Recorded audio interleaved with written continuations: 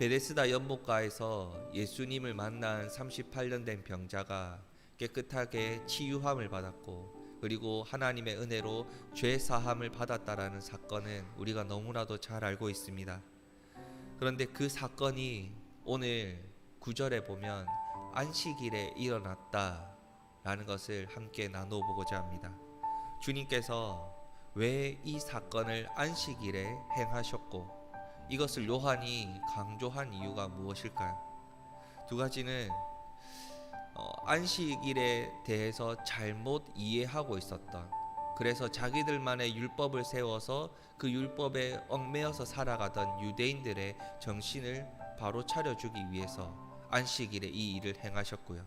그리고 두 번째는 이 사건을 통해서 이 기적을 행하신 분이 예수님이 하나님이시고 하나님의 아들이시다라는 것을 사람들에게 깨닫게 하기 위해서 오늘 안식일에 베데스다 연못에서 38년 된 병자를 고치셨습니다. 38년 된 병자가 왜 하염없이 이 우물을 바라보고 있었을까요? 예수님께서 7절에 물이 움직일 때에 나를 못에 넣어주는 사람이 없다라고 왜 예수님께 하소연을 하고 있었을까요? 당시 유대인의 법에 따르면 안식일에는 무화과 나무 말린 열매조차도, 그 무화과 나무 열매가 상당히 작은데 그것을 말린 가벼운 것조차도 들 수 없는 법이 있었습니다. 그러니까 안식일에는 뭔가를 이렇게 들 수 없다라고 자기들만의 규정을 정했었죠. 그러니까 이 38년 된 병자를 옆에 두고 이 사람은 혼자서 걸어가서 연못이 움직일 때 들어갈 수가 없는데, 주변의 사람들은 안식일이기 때문에 그 사람을 들어줄 수도 없고 그 사람을 먼저 넣어줄 수도 없는 상황이었던 겁니다. 그러니까 이 38년 된 병자는 안식일에 연못이 움직이게 되면 그만큼 절망적인 것이 없었죠. 아무런 희망도 없이 그 물이 움직이는 것을 보아야만 했기 때문입니다. 그래서 그 사람에게는 안식일이 안식이 아니고, 안식일이 평안이 아니고 절망과 괴로움과 안타까움의 연속이었던 겁니다. 안식일은 분명히 하나님께서 하나님의 백성들, 종들의 무거운 짐을 덜어주시기 위해서 평안히 쉬어라, 하나님을 예배해라 고 만드신 날입니다.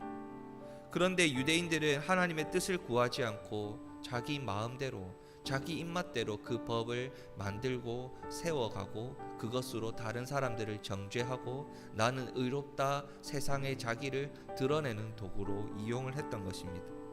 하나님이 하라는 것은 저 구석에 밀어놓고 쳐다보지도 않으면서 하나님이 하지 말라 하는 것들만 골라서 하고 있고, 다른 사람들에게조차 하지 말라라고 그 사람들을 얽매고 있었던 것이죠.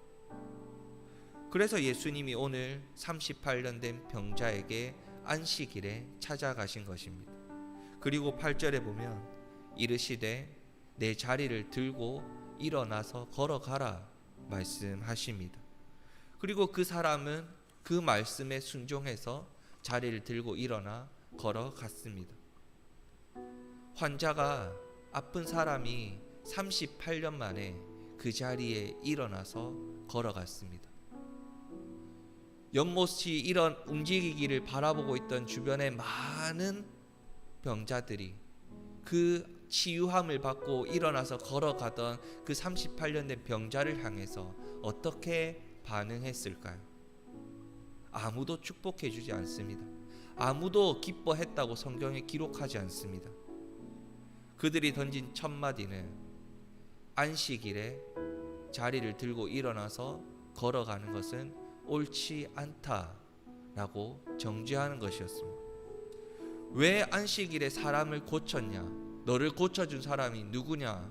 그 사람을 버려야 한다. 그 사람을 찾기 바빴습니다. 이것은 하나님께서 안식일에 원하시던 모습이 아닙니다. 이것은 주일 하나님을 온전히 예배하는 자들의, 그 하나님의 은혜를 누리는 사람들의 모습이 아니었던 것이죠.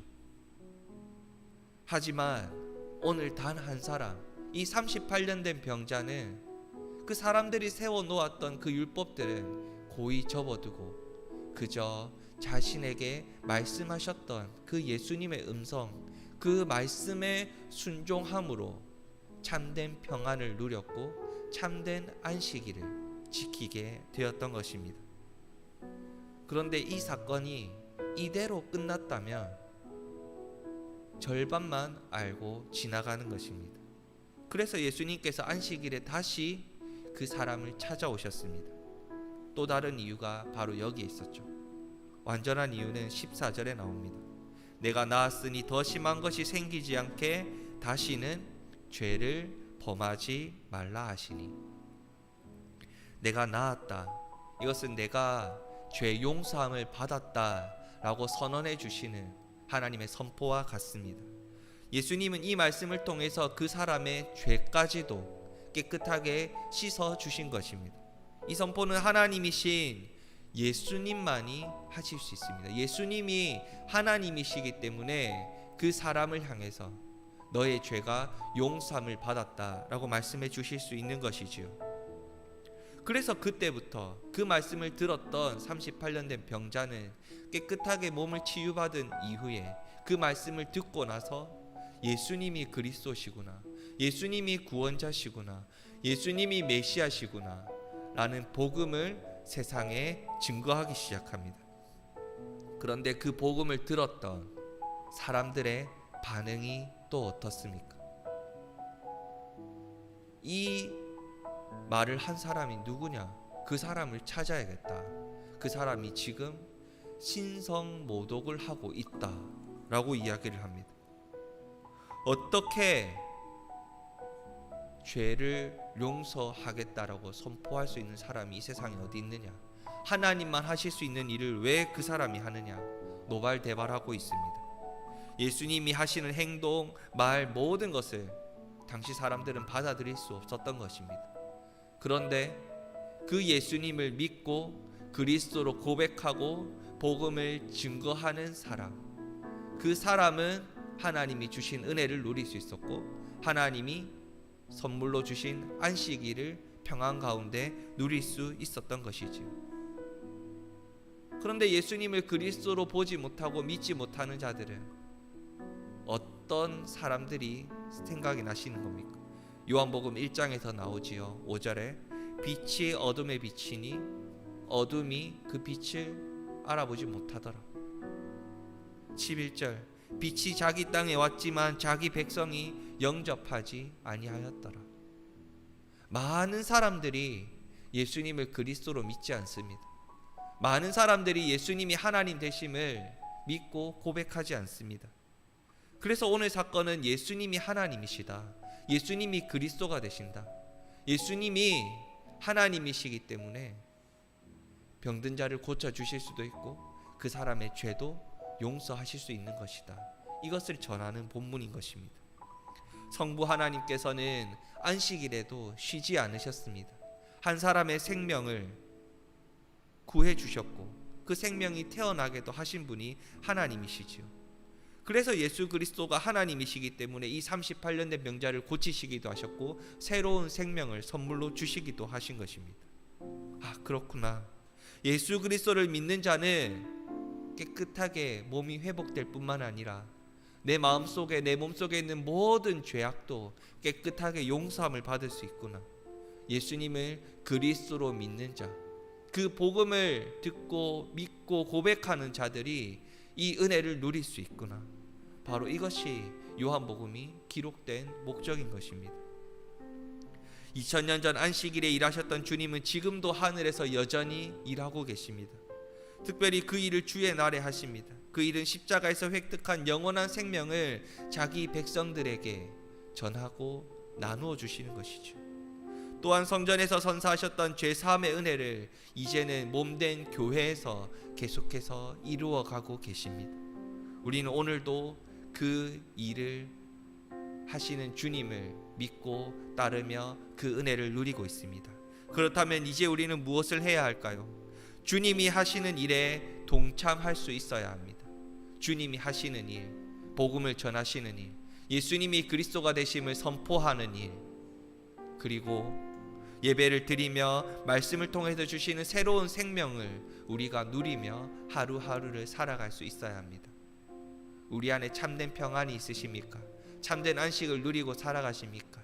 하나님을 예배하는 예배의 자리에서, 예수님의 이름으로 기도하는 기도의 자리에서, 말씀을 증거하는 복음 전도의 자리에서, 성도님들이 함께 모여서 교제하는 그 자리에서 하나님이 약속하신 참된 평안과 안식을 누리며 살아가시는 하나님의 자녀 되시기를 소망합니다. 그리스도를 대적하는 모든 이들에게 예수 그리스도가 하나님 되심을 선포함을 통해서 교회로 돌아오는 자들, 하나님을 예배하는 예배의 자리를 회복하는 자들이 매일매일 한 명 한 명 늘어나는 그러한 은혜가, 복음의 열매가 매일같이 맺어지는 귀한 은혜가 우리 갈매교회 성도님들 삶 가운데, 갈매교회 가운데 온전히 일어나기를 주님의 이름으로 축복합니다. 이 시간 말씀을 붙들고 같이 기도하겠습니다. 자비와 은혜로 만나주시고 안식과 소망을 주셔서 새로운 삶을 살게 해주시니 감사합니다. 주님, 복음을 증거하게 하여 주시옵소서.